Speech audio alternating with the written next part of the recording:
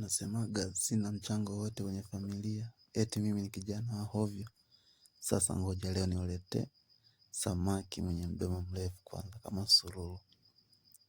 Samaki mwenye huyo ananasa huyo. Anakuja. Leo lazima mle samaki leo. Japo mnasemaga sina mchango wote. Kwamba mimi ni kijana wa hovyo. Huyo hapo huyo namnasa. Subiri nimuone. Mtanikubali leo. Anakuja, huyu lazima nimnase, anakuja tu. We jambo tulia, we ututoshi, familia yetu kubwa.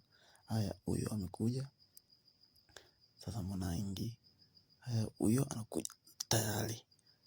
Leo lazima mle samaki, nilimleta. Samaki huyo anawatosha, mdomo kama sululu huyo. Niache, rudi. Tayari. Lazima mle samaki.